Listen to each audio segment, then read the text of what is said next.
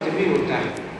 तो गोस्वामी तुलसीदास के साथ जो भोगा हुआ सत्य था वो विसंगतियों के रूप में उनके जीवन में विद्यमान था, जो उनकी कृतियों में मिलता है कि माँ के खाई मस्जिद पर सोए, ताहू के बेटी से ब्याटा न ब्याहे। और आज जो लोग तमाम सारी बातें करते हैं जाति की, आपको मैं बहुत बेबाकी से कह रहा हूं, इस धरती पर कोई भी व्यक्ति जातिवादी नहीं होता, वो सिर्फ स्वार्थवादी होता है। मैं और स्पष्ट कहता हूं, अभी आईएएस कोई आ जाए, बहराइच जनपद में कोई आईएएस आ जाए और हमारे दलित वर्ग का हो और नीरज पांडे को चाय पर आमंत्रित करे, तो शायद हम अपने यहाँ सचिव महोदय के यहाँ से शुरू करेंगे कि आज हमको जिलाधिकारी महोदय ने चाय पर बुलाया है, और जहां तक हो सकेगा तहां तक हम, जैसे अवधि में हमारे कहा जाता है मेरे से साग बोला है, उसी तरीके से हम बोलते हुए चले जाए। तो जातिवादी कहीं नहीं है। आप देखिए कि रैदास को हमारे ऋषि परंपरा के लोगों ने, ब्राह्मणों ने डोली पर बैठाकर बनारस की गलियों में घुमाया था। क्या वो ब्राह्मण जातिवादी थे? और वो कुलीन ब्राह्मण, चाहे वो कानपुर जो, मैं किसी की बात नहीं करता हूँ, ये सब साहित्य है, साहित्य हमेशा धार लेकर के चलता है, निर्विकार होता है। चाहे वो कानपुर हो, सरयू परायण हो या सनातनी हो, जो भी दुनिया के जितने ब्राह्मण होते हैं, लाठी लेकर के तुलसीदास जी को खदेड़ने के लिए मिले हुए थे और उनके जीवन की बड़ी दुर्दशा हुई। तो हमारे साथ एक बहुत बड़ी विडंबना जुड़ी है कि जो भी चीजें हैं उनका हम बड़ा अनादर करते हैं। ऐसे महापुरुषों का हम अनादर करते हैं जिनकी चार चौपाई गा गा करके लोग अरबपति होते जा रहे हैं। ऐसे लोग गोस्वामी को तमाम सारी जाति की बात करते हैं, दलित की बात करते हैं। अरे भाई, आप चले जाओगे इंडोनेशिया, आप चले जाओगे जावा, सुमात्रा, बाली, थाईलैंड, बैंकॉक, ये तमाम जगहों पर जो तीसरी दुनिया के देश हैं, क्योंकि राम सिर्फ नीरज पांडे के नहीं है, राम जहां भी मनुष्यता है वहां राम विद्यमान है, और राम इस मनुष्यता के प्रतिरूप है। तुलसी का रामचरितमानस मनुष्यता का महाआख्यान है, जहां पर सब नर चले परस्पर प्रीति। आप देखिए कितना समृद्ध था तसानन। हमारे ख्याल से दुनिया के इतिहास में इतना समृद्ध शासक कभी नहीं हुआ। रावण से बड़ा समृद्ध शासक, जिसके यहाँ कुबेर पानी भरते हो। और राम की शक्ति पूजा में तो निराला जी ने लिखा है, क्या गजब का उन्होंने रूपायन किया है, फोटोग्राफी की है कि लक्ष्मी उनको गोद में लिए। लेकिन दुनिया का कोई भी शासन, चाहे वो लोकतंत्र हो, चाहे वो अधिनायकवादी हो, चाहे वो साम्यवादी हो, चाइना को ले लें, कोई ये नहीं कहता कि हमें रावण का राज्य मॉडल चाहिए। सिर्फ कहते हैं कि राम राज्य की अवधारणा हमको चाहिए, और वही हमारा क्या है, वेलफेयर स्टेट। गोस्वामी तुलसीदास का भाषा पर पूरी तरह से अधिकार। वो चाहे हिंदी की 18 बोलियां हो, चाहे वो भारतीय भाषाएं हो, चाहे वो संस्कृत हो, पाली हो, प्राकृत हो, सर्वांग रूप से उनका अधिकार है भाषा पर। अब उनको ये कह लीजिए कि विनय पत्रिका तो उनके भाषा का निकष है। आप देखिए उनकी विनय पत्रिका पढ़िए। और रामचरितमानस क्या है, वो तो एक मानसरोवर है, जहां हम जगने से लेकर के और सोने तक अपने सारे जीवन के जितने भी आयाम प्रचारित करते हैं, सबका पूंजीभूत रूप कहाँ है। अब एक उदाहरण के रूप में मैं आपको दे दूं, देरी तो नहीं हो रही है। भारतवर्ष 1947 में आजाद हुआ, 15 अगस्त 1947 में। अब ये तुलसी को देखिए कि कितने बड़े भविष्य दृष्टा है। वो लिखते क्या है, काक समान पाक रिपुनीति और छली मलिन कतहु न प्रतीति, बायस बाले ही यति अनुरागा और होय की कबो निरामे सत्ता। ये संत की दूरदर्शिता। तो मित्रों, मैं ज्यादा नहीं कहता हूँ, क्योंकि हमारे बच्चे अगर निबंध में पुरस्कृत नहीं होना होता तो तमाम हमारे बच्चे अपनी गरिमामयी उपस्थिति यहाँ नहीं लाते। तो मैं इतना ही कहना चाहूँगा कि गोस्वामी तुलसीदास की आज जयंती है। जहाँ राम है वहाँ गोस्वामी तुलसीदास है, और जहाँ गोस्वामी तुलसीदास है वहाँ राम। जहाँ राम का अवध निवासु, जहाँ राम जाते हैं वहीं अवध पूरी पहुंच जाती है। चाहे वो चित्रकूट हो मंदाकिनी के तट पर, चाहे वो प्रयाग में जाते हो, जहाँ राम तहाँ अवध निवासु। तो तुलसी ने राम के लोक नायकत्व चरित्र को भारतीय जनमानस ही नहीं बल्कि पूरे संसार के मन का विषय बनाया। और राम एक हमारे सामने ऐसे आदर्श, ऐसे मर्यादित चरित्र को लेकर के आते हैं। तमाम सारी बातें हुई हैं, उनका पुनरावृत्ति करना कोई विषय वस्तु नहीं हो सकता है।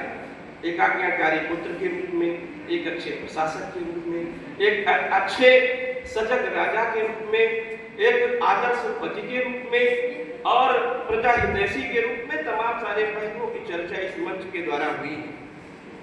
तो राम, मर्यादा पुरुषोत्तम राम, संत शिरोमणि गोस्वामी तुलसीदास, ये दोनों प्रणम्य हैं। और उन्होंने राम रूपी रसायन, जैसे कबीर ने कहा था कि राम कहा चल, राम कहा चल, राम कहा चल रे भाई, ऐसे ही गोस्वामी तुलसीदास ने उस जड़ता पर प्रहार किया। क्योंकि उस भक्तों का जो आंदोलन था वो बड़ा रचनात्मक आंदोलन था। महिलाओं की बात की, उनके आदर्श की बात की, उनके चरित्र की बात की, दलितों के निष्ठा की बात की। आप देखिए तमाम ऐसे पात्र उसमें मिले हैं। और कुछ ऐसे लोग जो सनातनी संस्कृति में भ्रम पैदा करने वाले हैं, वो तो दिन रात कोई ना कोई पुस्तक जोड़ करके और उसी में संपादित कर देते हैं। क्योंकि हमारे साथ ऐसा होता रहा है। हमारे इतिहासकार क्या किए हैं? हमारे इतिहासकार तमाम ऐसे लोगों को जो मीना बाजार लगवाते थे, उनको बताया कि ये बहुत दुनिया के सबसे महान शासक थे।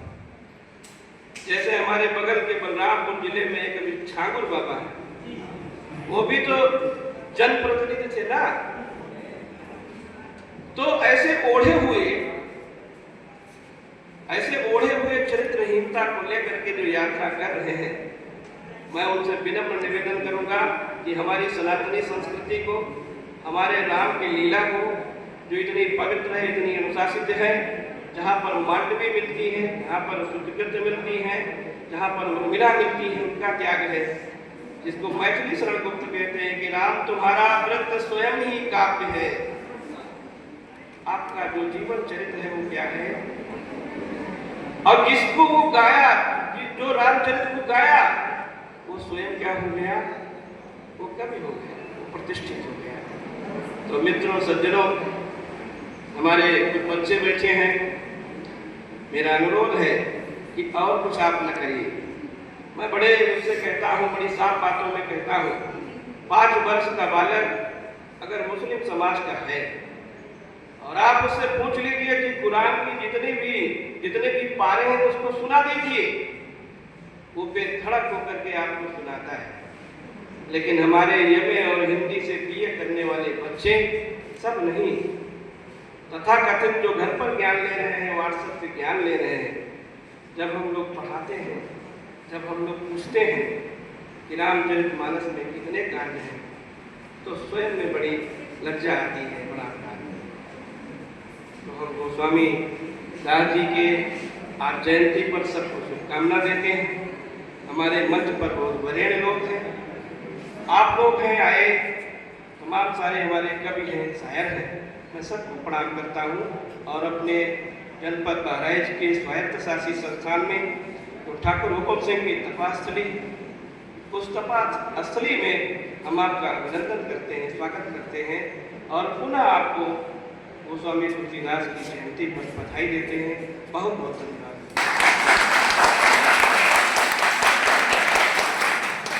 बहुत बहुत आभार आदरणीय पांडे सर का। आप हिंदी विभागाध्यक्ष हैं, किसान महाविद्यालय की शान हैं। आप विद्वान व्यक्तित्व हैं, आपने अच्छा विषय और अच्छी तरह से प्रकाश डाला। सभी विषयों को गोस्वामी तुलसीदास जी के समस्त साहित्य में जो मूल तत्व और उसकी प्रासंगिकता, जो आज के समय में उसकी प्रासंगिकता है, उस विषय पर आपने प्रकाश डालने का काम किया। आपका बहुत बहुत आभार। आज हमारे बीच में जो विभिन्न वक्ता गण आज उपस्थित हुए, आप सभी का बहुत बहुत आभार।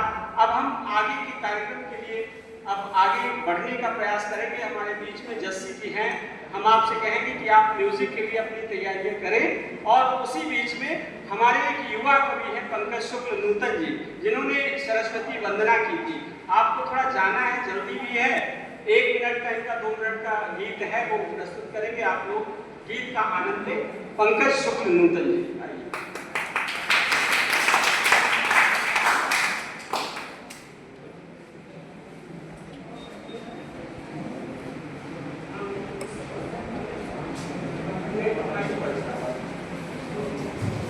हेलो हेलो हेलो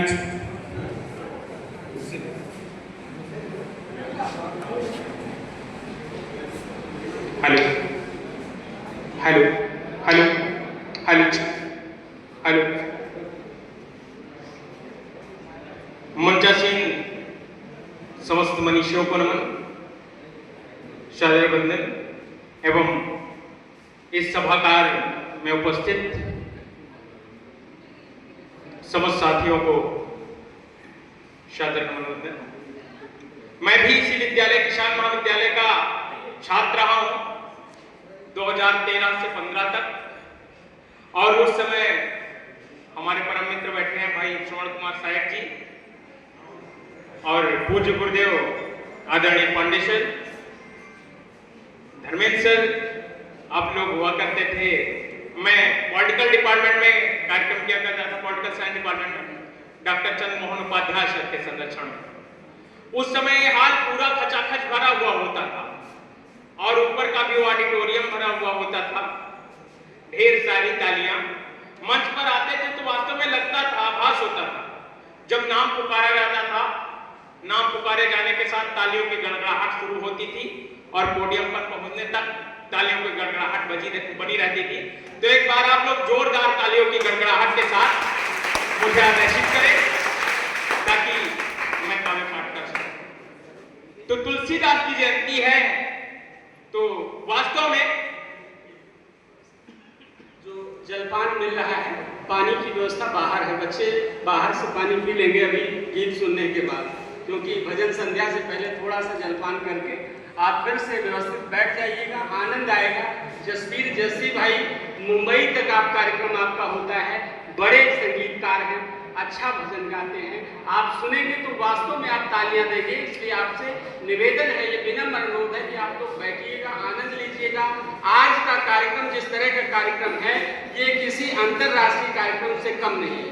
बस केवल आपके धैर्य की जरूरत है।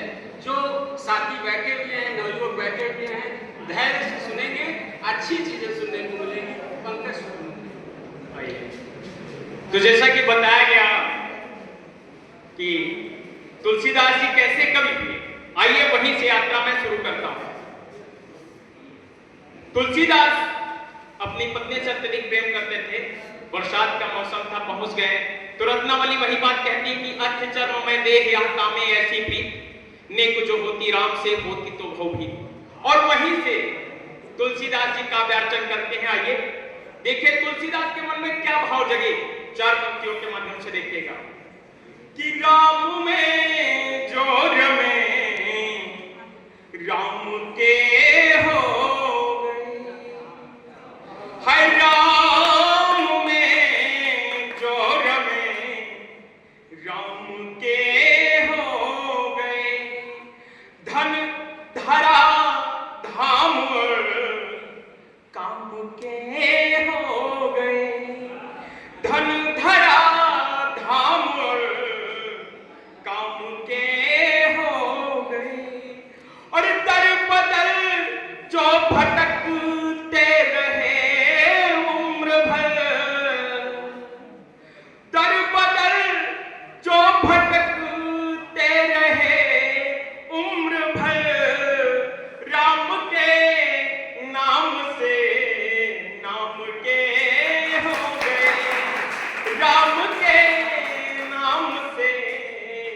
नाम के हो गए। तो जिस पे राम की कृपा हो जाए, भगवत कृपा हो जाए, वास्तव में उसका जीवन तर जाता है। और जब तुलसीदास पे भगवत कृपा हुई तो तुलसीदास ने क्या किया, एक मुक्तक के माध्यम से देखिएगा। हाय नख से सिख तक राम ही बस राम है मैंने लिखा, हाय नख से सिख तक राम ही बस राम है मैंने लिखा, और रस छंद लय सब राम में अविराम है मैंने लिखा, रस छंद लय सब राम में अविराम है मैंने लिखा, और मैंने हृदय के पृष्ठ पर जितना लिखा जो भी लिखा, अरे श्री राम जय जय राम जय अभिराम है मैंने लिखा, श्री राम जय अभिराम है मैंने लिखा। तो तुलसी बाबा ने ऐसी महान महान रचनाएं की हैं, इनको नमन करना, वंदन करना हमारा कर्तव्य है। हमें नित्य धर्म पर चलना सिखाती रोज रामायण, सदा शुभ आचरण करना सिखाती रोज रामायण। तो इन्हीं पंक्तियों का हमें अनुसरण करना चाहिए। और एक अंतिम अवधि सवैया गोस्वामी बाबा तुलसीदास के चरणों में निवेदित, और उसके बाद क्योंकि समय की अपनी सीमा होती है, मुझे भी जाना है, बच्चे वेट कर रहे होंगे, ठीक, तो थोड़ा एक अवधि सवैया। किसी रंग में जिनके उर भीतर अद्भुत रूप महान है तुलसी। जरा आप लोग ध्यान दीजिएगा, मजा आ जाएगा, नहीं तो मुक्तक स्लिप हो जाएगा। किसी राम में जिनके उर भीतर अद्भुत रूप महान है तुलसी, और भारत की पहचान है तुलसी, श्रेष्ठ गुणों की खान है तुलसी, भारत की पहचान है तुलसी, श्रेष्ठ गुणों की खान है तुलसी, और रचि मानस को जनमानस में, रचि मानस को जनमानस में किए राम कथा का बखान है तुलसी, और काव्य जगत की शान है तुलसी, अवधि की पहचान है तुलसी, काव्य जगत की शान है तुलसी, अवधि की पहचान है तुलसी। धन्यवाद। अच्छा, श्रृंगार का एक मुक्तक भाई अर्पण जी आग्रह कर रहे हैं, तो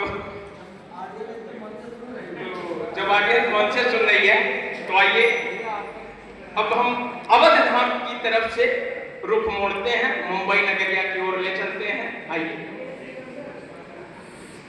कि आखिर में अफसाना होता क्यों है, आखिर में हम फंसते क्यों। आइए एक छोटा सा मुक्तक कि नैनों के डोरे जो डाले न होते, अरे नैनों के डोरे जो डाले न होते, दिलों जा तो हम उन पे वारे न होते, दिलों जा तो हम उन पे वारे न होते, और कभी दिल लगाने की जुर्रत न करते, अरे पलट कर किए जो इशारे न होते, पलट कर किए जो इशारे न होते।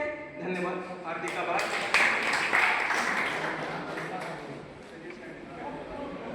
ये पंकज शुक्ल नूतन है, आप नूतन नाम है और गीतकार भी नूतन है ना। जैसा आपको लगा आपने तालियां दी, ये विश्वास है मां सरस्वती का आशीर्वाद है, ये गीतकार हमारे जनपद बहराइच का नाम करेगा, देश में अपना नाम रोशन करेगा। और इसी क्रम में अब जसबीर जस्सी जी का कार्यक्रम होना है। हमारे वक्ता लोग अपना वक्तव्य दे चुके हैं। हम थोड़ा सा ये अभी हमारे प्राचार्य जी आएंगे, प्राचार्य जी के हाथ